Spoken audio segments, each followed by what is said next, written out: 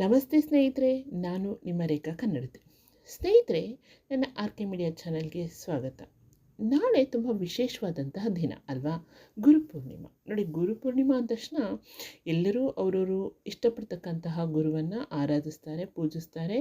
ಗುರುವಿನ ಒಂದು ಆಶೀರ್ವಾದವನ್ನು ಪಡೆಯೋದಕ್ಕೆ ನಾಳೆ ಒಂದು ಅತ್ಯಂತ ಶುಭ ದಿನ ಮತ್ತು ತುಂಬ ಪವರ್ಫುಲ್ ಡೇ ಅಂತ ಹೇಳ್ತೀವಿ.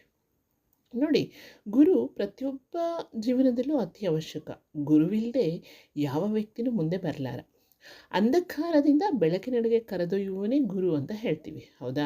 ವರ್ಣ ಮಾತ್ರ ಕಲಿಸಿದಾತ ಗುರು. ಅಂದರೆ ಒಂದೇ ಒಂದು ಅಕ್ಷರ ನಾವು ಯಾರಿಂದಾನೇ ಕಲಿತರೂ ಕೂಡ ಅವನನ್ನು ಗುರು ಅಂತ ನಾವು ಕನ್ಸಿಡರ್ ಮಾಡಬೇಕು ಅಂತ ಹೇಳ್ತಾರೆ.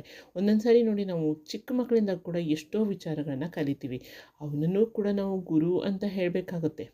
ಭವಸಾಗರವ ದಾಟಿಸುವವನು ಗುರು. ಈ ಒಂದು ಭವಸಾಗರದಲ್ಲಿ ನಾವು ಎಷ್ಟು ಒದ್ದಾಡ್ತಾ ಇದ್ದೀವಲ್ಲ, ಇಲ್ಲಿಂದ ನಮಗೆ ಒಂದು ಮುಕ್ತಿಯನ್ನು ಕೊಡಿಸ್ಬೇಕಾಗಿರೋದು ಗುರು. ಅಜ್ಞಾನ ತಿಮಿರಾಂಧಸ್ಯ ಜ್ಞಾನಾಂಜನ ಶಲಾಕಾಯ ಚಕ್ಷುರುನ್ಮಿಲಿತಂ ದೇವ ತಸ್ಮೈ ಶ್ರೀ ಗುರುವೇ ನಮಃ ಅಂತ ಹೇಳ್ತಾರೆ. ಅಂದರೆ ನಾನು ಅಜ್ಞಾನವೆಂಬ ಅಂಧಕಾರದಲ್ಲಿ ಜನಿಸಿದೆ, ಗುರುಗಳ ಜ್ಞಾನದ ದೀವಟಿಕೆಯಿಂದ ನನ್ನ ಕಣ್ಣು ತೆರೆಸಿದರು, ಅವರಿಗೆ ನನ್ನ ನಮಸ್ಕಾರಗಳು ಎಂಬಂತೆ. ನೋಡಿ, ನಾವು ಎಷ್ಟು ಅಜ್ಞಾನದಲ್ಲಿ ಒಂದು ಅಂಧಕಾರದಲ್ಲಿ ಕುತ್ಕೊಂಡ್ಬಿಟ್ಟಿದ್ದೀವಿ. ಸೊ ಅಲ್ಲಿಂದ ನಾವು ಹೊರಗಡೆ ಬರಬೇಕು ಅಂದರೆ ಖಂಡಿತ ನಮಗೆ ಗುರುವಿನ ಒಂದು ಆಶೀರ್ವಾದ, ಕೃಪೆ ಬೇಕು. ನೀವೆಲ್ಲ ಕೇಳಿದ್ದೀರ ಅಲ್ವಾ, ಹರಮುನಿದರು ಗುರು ಕಾಯುವ ಅಂತ. ಒಂದೊಂದು ಸಾರಿ ಆ ಶಿವ, ಆ ದೇವರೇ ನಮ್ಮ ಮೇಲೆ ಕೋಪ ಮಾಡಿಕೊಂಡ್ರು, ಒಂದು ವೇಳೆ ಅಂದರೆ ಆ ದೇವರು ನಮ್ಮನ್ನು ಕೊಂದು ಬಿಡಬೇಕು ಅನ್ನೋಷ್ಟು ನಮ್ಮ ಮೇಲೆ ಏನಾದ್ರು ಕೋಪ ಮಾಡ್ಕೊಂಡು ಬಂದರೂ ಕೂಡ ಆ ಗುರು ಅದನ್ನು ಅಡ್ಡ ಹಾಕಿ ನಮ್ಮನ್ನು ಕಾಯ್ತಾನೆ ಅಂತ ಎಷ್ಟು ಅರ್ಥಪೂರ್ಣವಾಗಿ ಹೇಳಿದಾರಲ್ವ ಸ್ನೇಹಿತರೆ. ಅದು ನಿಜವಾಗ್ಲೂ ಸತ್ಯ. ಯಾಕೆಂದರೆ ನೀವೆಲ್ಲ ಕಡೆ ಕೇಳಿರ್ತೀರ, ಗುರುವಿನ ಮುಂದೆ ಇದ್ದರೆ ಹಿಂದೆ ಗುರು ಇರಲೇಬೇಕು ಅಂತ. ಅಷ್ಟು ಗುರುವಿಗೆ ಒಂದು ಪ್ರಾಧಾನ್ಯತೆ ಇದೆ. ಈ ಗುರುಗಳಿಗೆ ನಾವು ಗೌರವ ತೋರೋದನ್ನು ಕಲಿಬೇಕು. ಭಾರತೀಯ ಸಂಪ್ರದಾಯದಲ್ಲಿ ಈ ಗುರು ಅನ್ನೋ ಒಂದು ಸ್ಥಾನ, ಅಥವಾ ಗುರುಗಳಿಗೆ ಒಂದು ಪರಮೋಚ್ಚ ಸ್ಥಾನ ಇದೆ. ಗುರುಗಳನ್ನು, ದೇವರನ್ನು ಕಾಣಲು ಬೇಕಾಗುವ ಒಂದು ದಾರಿಯನ್ನು ತೋರಿಸ್ತಾರೆ ಗುರುಗಳು. ಅಂದರೆ ನಾವು ದೇವರನ್ನು ಕಾಣಬೇಕಂದ್ರೆ ಅಷ್ಟು ಸುಲಭ ಅಲ್ಲ. ಅದಕ್ಕೆ ನಮಗೆ ಮಾರ್ಗದರ್ಶನ ಯಾರು ಕೊಡ್ತಾರೆ? ಗುರುಗಳೇ ಕೊಡೋದು. ಅದಕ್ಕೆ ಬೇಕಾದಂತಹ ಭಕ್ತಿ, ಶ್ರದ್ಧೆಯನ್ನು ಗುರು ಕಲಿಸಿಕೊಡ್ತಾರೆ. ಹಾಗಾಗಿ ಗುರುವು ಅನ್ನೋದು ಅಷ್ಟು ಶ್ರೇಷ್ಠವಾದಂತಹ ಒಂದು ಸ್ಥಾನವನ್ನು ಪಡೆದಿದೆ ಸ್ನೇಹಿತರೆ. ನಾಳೆಯ ದಿನ ಗುರುಗಳಿಗೆ ವಂದಿಸಿ ಅವರ ಆಶೀರ್ವಾದ ಪಡೆದುಕೊಳ್ಳಿ. ಯಾಕೆಂದರೆ ನಾಳೆ 1000 ಪಟ್ಟು ಹೆಚ್ಚು ಗುರುತತ್ವ ಇರುತ್ತೆ ಅಂತೆ. ಯಾಕಂದರೆ ಅಷ್ಟು ಶ್ರೇಷ್ಠವಾದ ದಿನ ನಾಳೆ. ಹಾಗಾಗಿ ನಿಮ್ಮ ನೆಚ್ಚಿನ ಮೆಚ್ಚಿನ ಗುರುಗಳ ಆಶೀರ್ವಾದವನ್ನು ಪಡೆಯೋದನ್ನು ಮರಿಬೇಡಿ.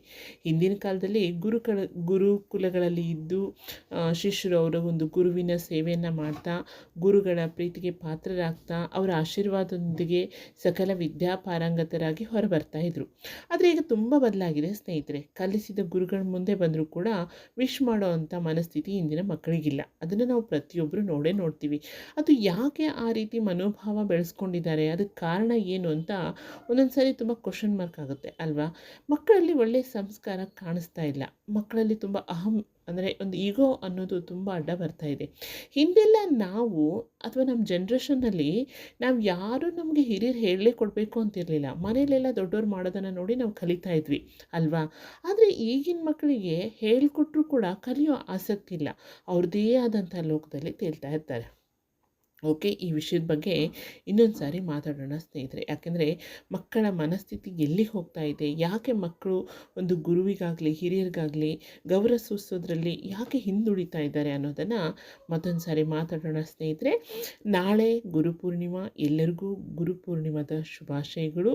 ಹಾಗೆಯೇ ನಿಮ್ಮ ಒಂದು ನೆಚ್ಚಿನ ಗುರುಗಳಿಗೆ ಒಂದು ಪೂಜೆಯನ್ನು ಮಾಡಿ ಅವರ ಕೃಪೆಗೆ ಪಾತ್ರರಾಗಿ ಒಳ್ಳೆಯ ವಿದ್ಯೆ, ಬುದ್ಧಿ, ಸಕಲ ಸಂಪತ್ತು, ಐಶ್ವರ್ಯ ನಿಮ್ಮದಾಗಲಿ. ಆರೋಗ್ಯ ಮಾತ್ರ ತುಂಬ ಮುಖ್ಯ. ಸೊ ಆರೋಗ್ಯ ಕೂಡ ಸಿಗಲಿ ಅಂತ ಹೇಳ್ತಾ ಮತ್ತೊಮ್ಮೆ ಗುರುಪೂರ್ಣಿಮೆಯ ಶುಭಾಶಯಗಳನ್ನ ತಿಳಿಸ್ತಾ ಇದ್ದೀನಿ ಸ್ನೇಹಿತರೆ. ಎಲ್ರಿಗೂ ಒಳ್ಳೆಯದಾಗಲಿ. ನಮಸ್ತೆ ಸ್ನೇಹಿತರೆ.